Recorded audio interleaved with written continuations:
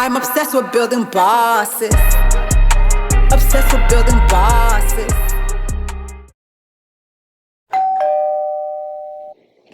Welcome back to another hot episode of Tea with Lillian, where we are so obsessed with building. Today we have a special guest sitting down with Lillian Michelle. And I couldn't be more excited to have him because he be slaying my face. You hear me? I just love his work. His work is fun. So, Montrel, Yes. the celebrity makeup artist. How you doing? I'm doing great. How are you? We're doing great. We're going to be sipping some tea today Okay. as we are talking about balancing life and work Okay. in the beauty industry. That's a very great topic. Very great topic. So we're going to be sipping our tea. Okay. Mm.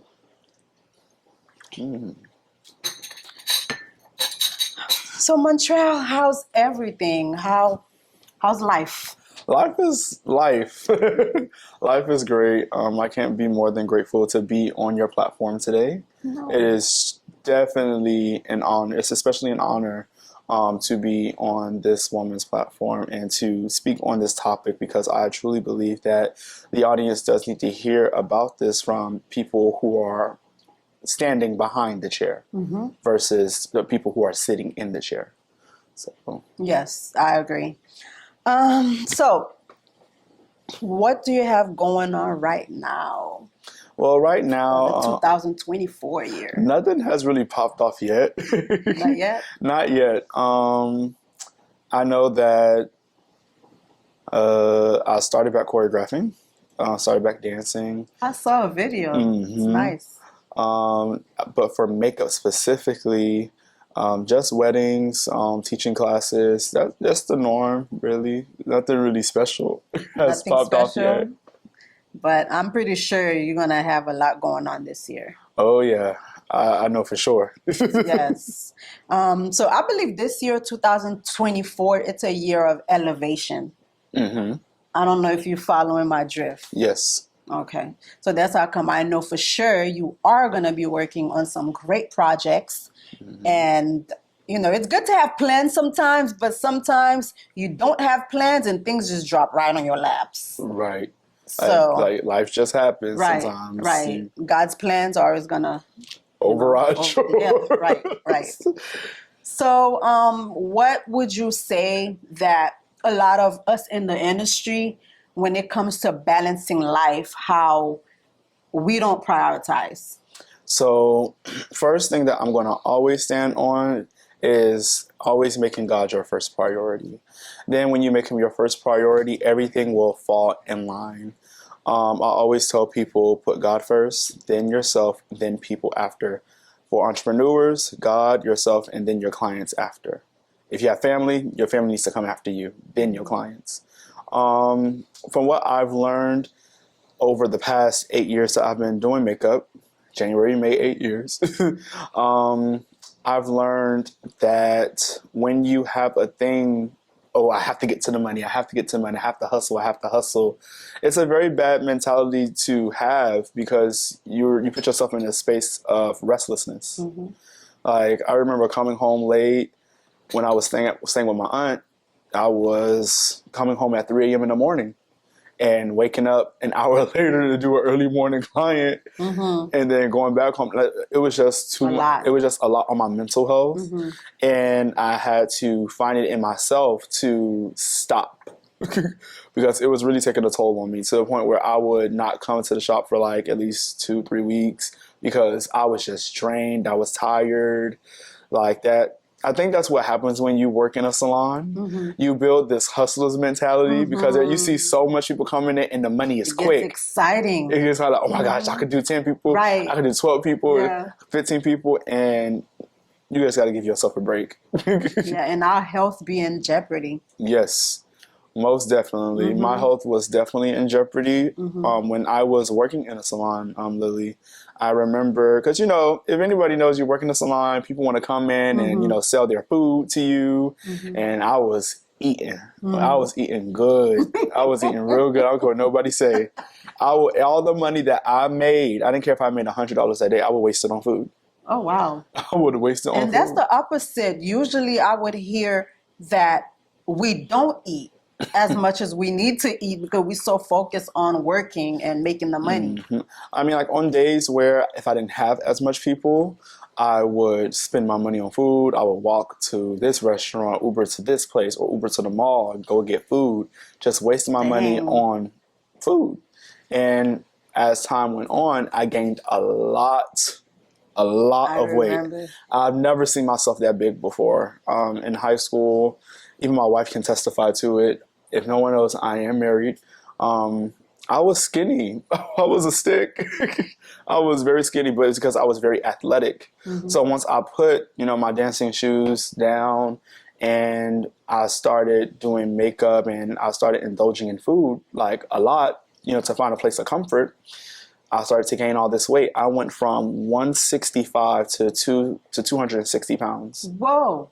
You did not look that big. I was big. I was very, very big. It didn't look like it. When I look back at my past videos, I'm like, oh wow. No one was going to tell me I was fat. It didn't look like you were that big. But I went on a vegan journey. I believe it was 2 years ago. Oh my gosh, 2022 was just yesterday. I know, right? That is the crazy. The year went by so fast. Yes. Wow. So that was 2 years ago. I can't even say a year ago. It was 2 years ago. I went on an 8-month vegan journey and I dropped a total of 75 pounds. Very fast. How did I do it? With exercise and discipline. And as we talk about prioritizing my time, not staying at the shop late, and just having that self-discipline. Nope, don't eat. Don't eat what these people bring in the shop to you. You eat what's at home. But I like this topic about prioritizing because I think I've heard many stories of people, like especially hairstylists. I believe hairstylists get it the worst when it comes to, the hairstylist had a death in the family. The client does not care. You still got to do their hair. They don't care. You better pull up, or they want their deposit back. Thank God I've never experienced something like that. But I'd be feeling very bad for hairstylists because y'all take it rough. Y'all take it really rough. Like, it's no joke. It's really no joke. Yeah. I mean, I had people cuss me out because I couldn't do their hair. It's very disturbing. Wow. Yeah. Oof. Lord. It could get very aggravated. And I had to make the same decision myself. Like, okay, Lily, you have to take care of yourself. Yes. If you don't take care of yourself, nobody's going to do it for you. Right. And these customers, they want you to do their hair today. But if you can't do it, there's so many other beauticians they're going to go to anyways. So you have to prioritize your life. And once I decided to do that, like, I didn't care about that $85, $95, whatever amount it is. Right. Because sometimes they will use the money. Oh, I'm going to pay you extra. But you had plans on something you needed to do for yourself. Exactly. You saying, okay, I'm going to do it. And now you're not prioritizing for yourself no more. It's like you telling yourself that you don't love yourself. That's what it really is. Right. And I also, this is a very great topic. I love this topic so much because it also tests the person to see, do they really love themselves enough to step away from the station and take care of themselves? Because if you don't take care of yourself, how are you going to be able to pour back into your clients? Or customers, as you said. Right. Like, you can't. You can't do it. You can't. You have no energy. And then you might have energy for that client, but you won't have for the next. Right. And you do this because you love it. Right. You love it. And I think sometimes, as people, we don't want to make people angry or we don't want to disappoint people. But you have to come to a state where it's like, I don't care if I make you upset. I have to put me first. I agree. I have to. 100% agree. And it was so funny because when me and my wife started dating, oh my gosh, I will never forget our first date. She said, if this is going to work between you and me, Montrel, you can't be at that shop late. That's a big no. You need to be back home at no later than 7 o'clock. Oh, wow. 7 p.m. we would have to talk about that. Because like can you imagine like you're married to someone and they're at the salon all day and you don't see them? That's true. Like That's so true. it's like, come on. The least you could do is be back home by 7 or 7:30. For married people. For married people. For married people now. That time is early. But even if you're single, try to prioritize your time. Like I remember when I went vegan, the very good thing that helped me to stay disciplined on it was creating a routine. Where in the morning I would set a time for myself to take care of me first before I go into the workplace. So where I would wake up, I would read my devotional, I will pray, I will take a shower, go to the gym, eat my little fruit bowl, and come back up, read a book. And then by the time I'm done with everything, I now have my clients. So see, it pushes me to not only take care of myself, I get to take care of myself spiritually. I get to do everything that I want to do in the morning. And then in the midday, I leave that for clients. And at night, I take back care of me. But because I'm pretty sure it didn't happen overnight. Right, it didn't. Like, what did you have to go through that made you feel like, you know what? I have to do this for me. Well, for one, I knew I was getting married soon. And I was like, I need to get my act together. I'm still learning. It was more so I knew that because I was about to propose, I was getting married soon, that I'm going to be the head of the household. I need to love on myself before I can even love on my wife. So if I don't love on myself, I can't love on my wife. That's just what it is. So it took that. Like I had what's it called? A reality check? Reality check. A reality check where it was like, man, God, okay, I need to man up. And this is one of the things, like having some type of order in your life. So it wasn't more so, oh, take care of me. It was like, no, I needed order. I needed discipline. I needed structure. Yeah. So putting those specific routines in place every day, I had some days where I didn't go through the routine. But as I kept doing it, I was more consistent, and it built structure. Where it's like, I have to be on time. Everything has to be this way, or whatever the case may be. So that's what it took for me, just a reality check.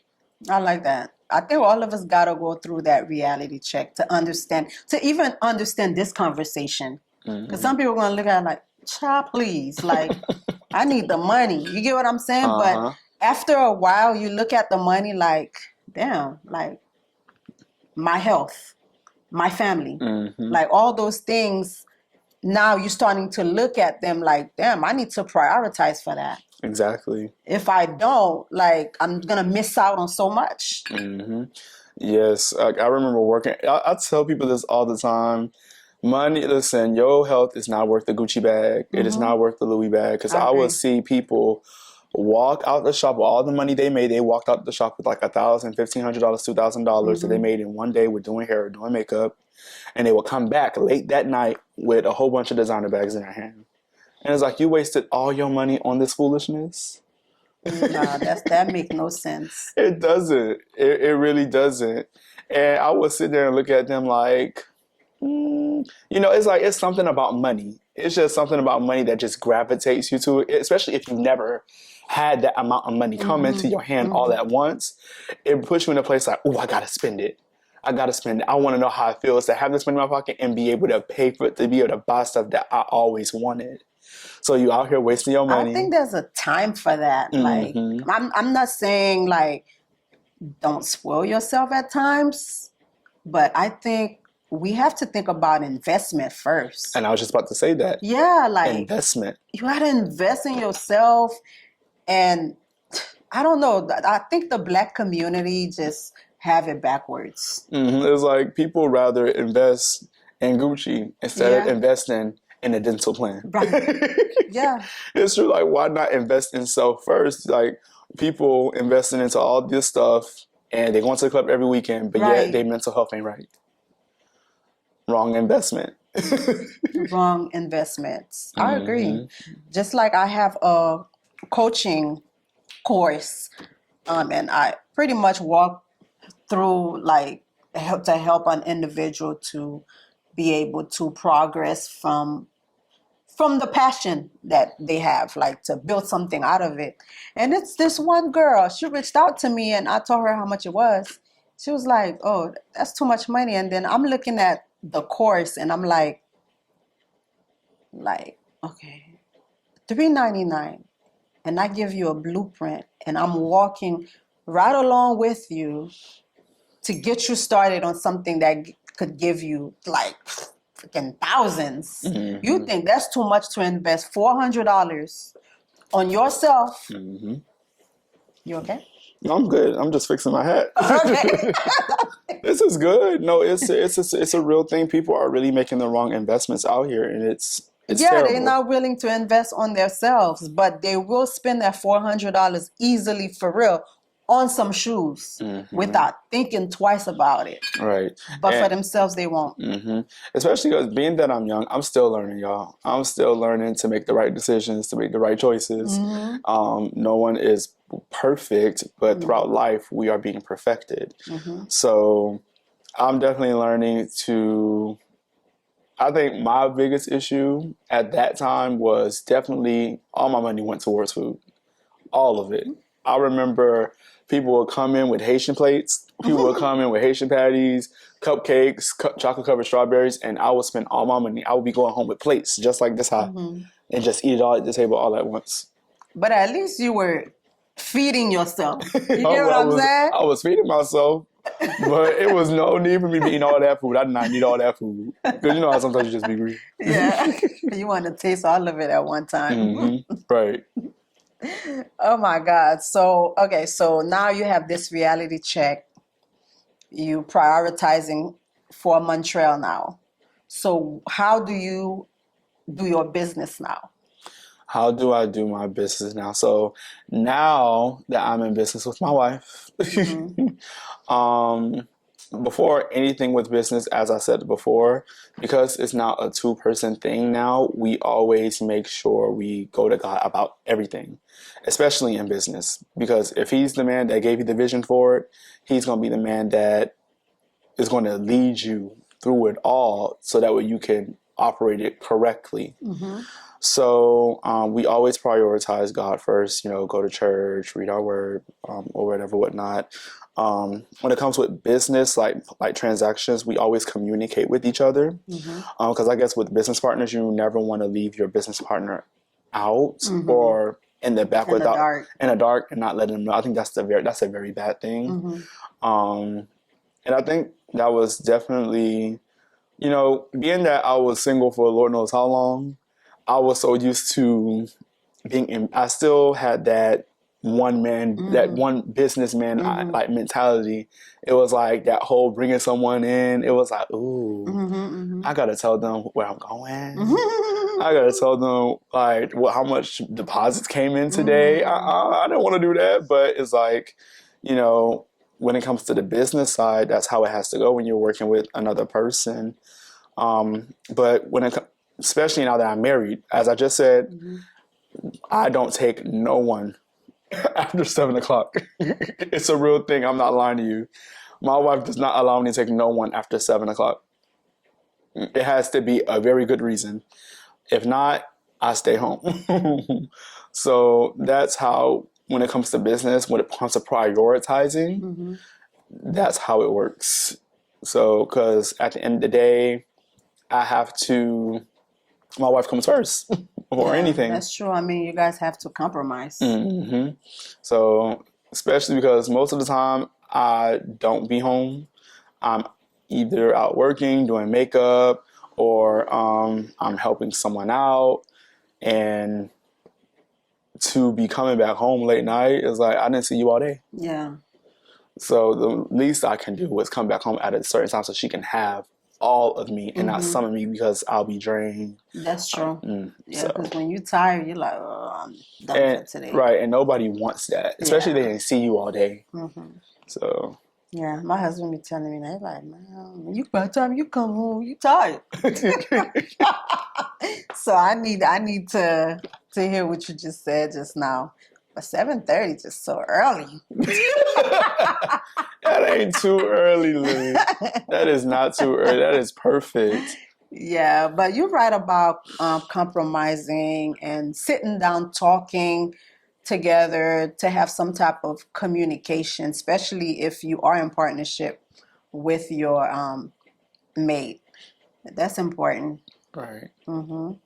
So you guys never like got into a situation where you want the business a certain way and then she sees it in a different way? I think that happens with anybody when you're working with other people because not everyone's vision is the same. So that's where you have to come to you both have to come to a common ground because, you know, the word says how can two walk together unless they agree. So in order for us to walk together in agreement, we have to come to a middle ground that's going to make the both of us happy. Yeah. So, because like I want your vision to come to life and I want my vision to come to life. So what can we do? How can we merge with our visions together to birth out something beautiful? I love how you said that. So I think that happens with everybody. I know it definitely happened for me because I was like, wait, I want this to be like this. And she was like, no, I want this to be like this. This is how it's going to go. And I'm like, oh, but it all worked out. It all worked out. Just like I noticed you, your page now became your personal page. Yes. And you create, I think you already had that account. Yes. But now you made it like one business page for both of you guys. Right. That was good. Yes, it was a very smart move because because the business name and my old makeup page name was kind of the same name, people thought it was only me that did makeup. They didn't really know it was her as well. They didn't even know that we were husband and wife. Because, you know, I really don't publicize my marriage on Instagram. So people would go on the website and I'd be like, who is this other girl? Who is this girl? And I'm like, well, she has the same last name as me. She's my wife. And people were like, oh, I didn't know your wife do makeup. And they was like, what's her Instagram? Blah, blah, blah, blah. And I'm like, I promote her work and everything all the time. And people still don't know. So the best decision was to create one page. We have both of our work on there. And we create a website where people can book her and book me. And all of our transactions, our funds go to one account. I like that. So yeah, that was the best thing. That was a good move. That was the best thing because I believe at first she had her acuity, I had my acuity, and we set up a link tree and my people would book me, but her people will book her. But money was going two separate ways, and that was not good at all. Because if we're one business, how do we know where money is where? Yeah. So the best thing to do was to create a square. Merge it. Yeah, to merge it. So I see you started this ministry. What is that about? Which one? Oh, it's different ministries? The Bible study, right? I don't think it was. What's the name? Oh, okay. I know which one you're talking about. That is that is even still in the works as well because, you know how God would give you a vision about an idea, and the idea looks good, but you're still getting to learn what it truly is and what it's truly for. So I believe that what's happening right now, as you just said, is still in the works. Because as I'm still learning, what the purpose of this ministry is for. Because, I just want to be able to do it the right way. You know what I'm saying? So, yeah, like I'm still getting to learn what this thing is. But what I know for sure, it's gonna be popping. Okay. I can't wait to see it. So, let's talk about you being a celebrity makeup artist. Like, how is the experience being around that? So it's not what people think it is. It's really not. These celebrities, they're very, to me, they're normal. They act themselves. They're very relatable. And they just want to be around people who's not all, oh my God. Yeah.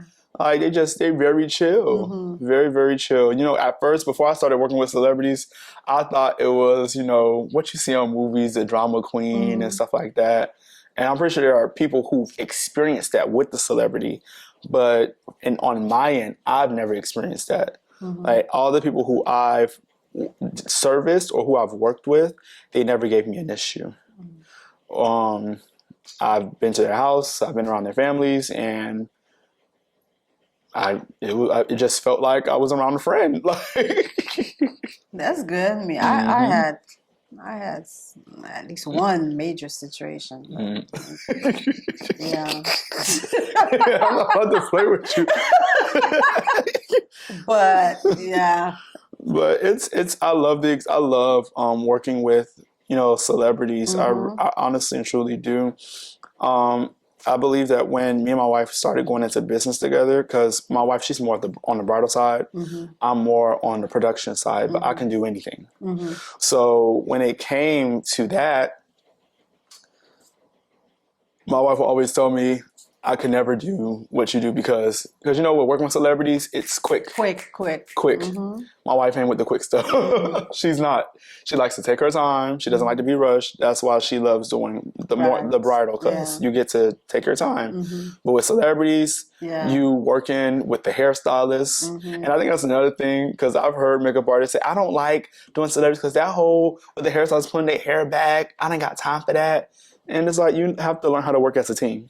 That's one thing that I've learned, especially with working with you. Yeah. Like, you have to work as a team. You have to communicate to your team member and be like, hey, mind pausing at really quick so I can do this part, and they will stop. Yeah, they will stop. They will. I mean, it can get aggravated. I could agree to that, but I love the production side.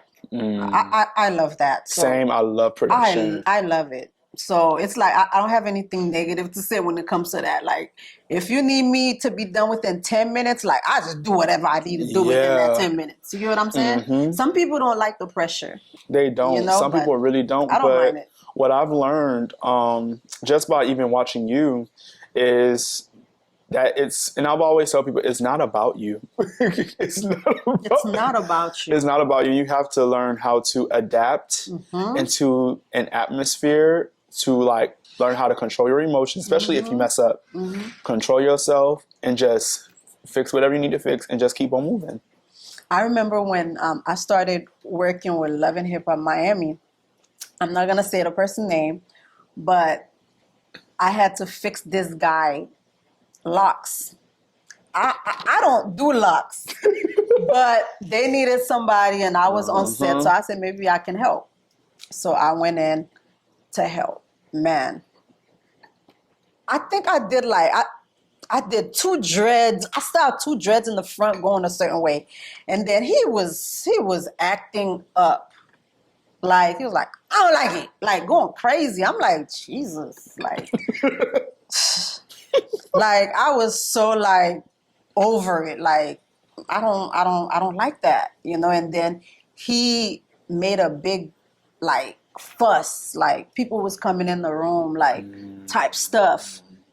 And after that day, I said, do I really want to do this? I had to talk to myself over and over again. I said, no, I got to overcome that, because I feel so good being in the production world. Yeah. You feel, I tell production is such a fun career. It is. It can be very, very fun and tiring. Oh, it can be tiring. Very tiring. My gosh. Long nights. I think the longest I've been on a production set was from 9 a.m. all the way to 3 a.m. the next day. That was the long. 9 a.m. to 3 a.m. the next day. 3 a.m. the next day. No, I haven't been on that long. That's a long time. And that was for a music video with different looks. Like, the music video was being featured on BET.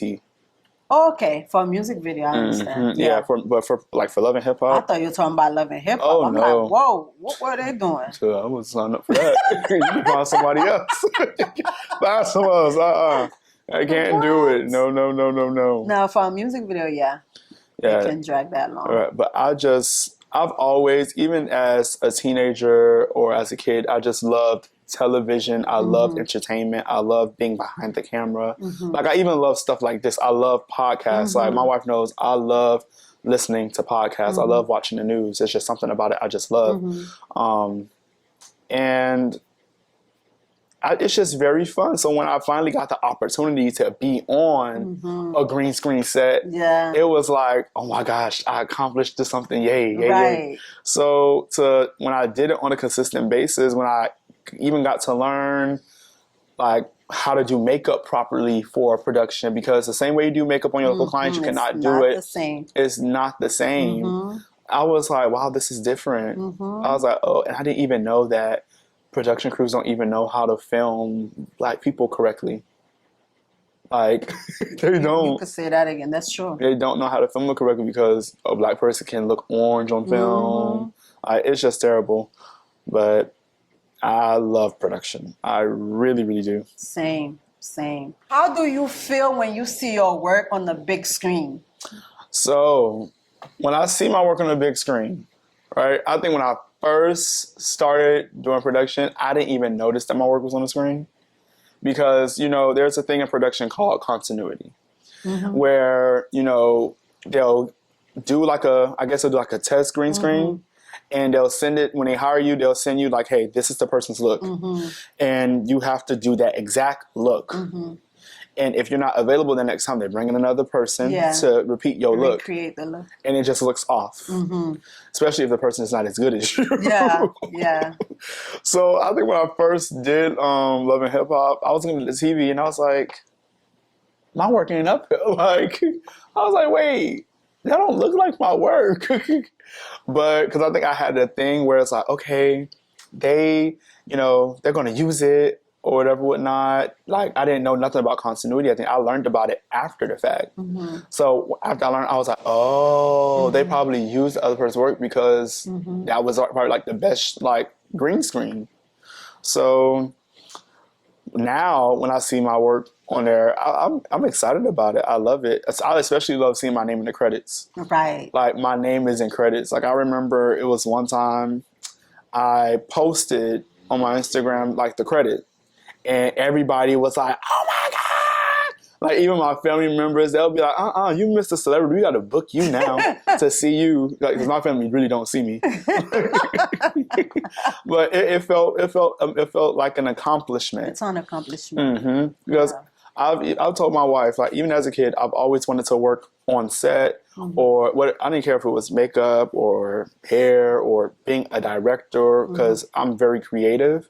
So being on set, it was like, wow, I feel accomplished. I feel a great achievement. Like, I'm like, even if it doesn't go as far as I may want it to, I'm still grateful. Yeah. I'm grateful too. So what are some other things that is on your list as some of the things you would like to do?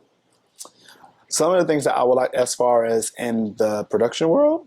Like, general, you see how you say you like the production world.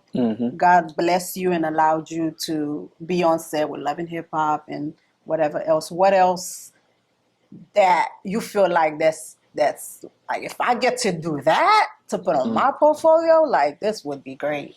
So I've always told people, I don't know when I'm going to retire. That's up to the Lord. But I just know before I retire, I really, really, really, really, really, really, really, really, really, really, really, really, really, really, really, really, really, I would love to work with like, I forgot the celebrity name. She's a woman. And I just told my wife this the other day. That's so crazy. It will come back to my remembrance, but there's a specific celebrity that I would love to work with. If he could do that, I know he could do more than that. But I would love for that to be like a stamp, like. Yeah. Yeah, so that would be amazing. And it will happen once you build your portfolio. You just never know. And then another thing, words of mouth, references, like the people we work with, like when we good to them, you know, they speaking of you in rooms that you don't even know. Right. You get, because I get a lot of gigs through people that I work with, and they see I'm good people. Like Lily, she's good. Right. You know, so you just got to make sure you build relationships. Exactly. And when you are needed, right, Montrel gonna be the reference. we have a part in the show where we talk about what's trending. Okay.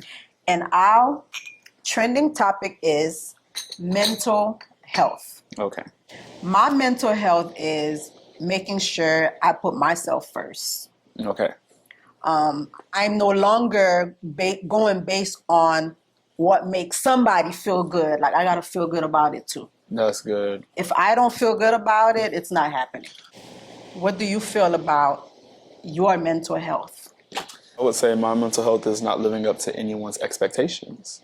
Because I believe that as entrepreneurs, we, as I said before, we want to please. That's our job to bring a service to our clients and to bring them satisfaction. Yes. With the service that we do to them.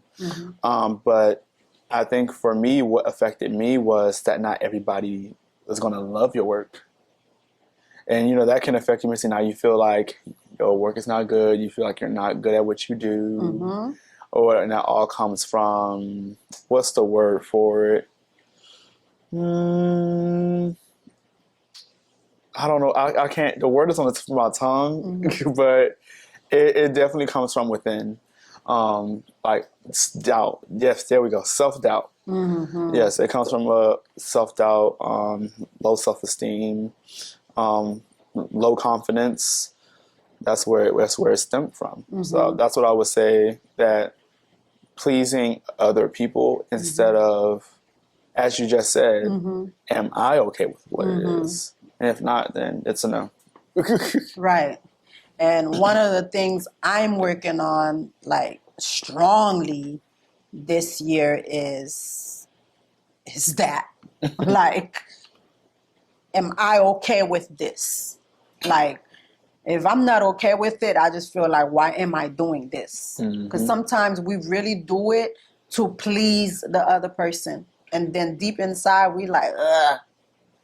Yeah, because it's important to not overwork yourself or overstretch yourself, especially if you know that you don't have the capacity or the tenacity to do what that person is requesting from you.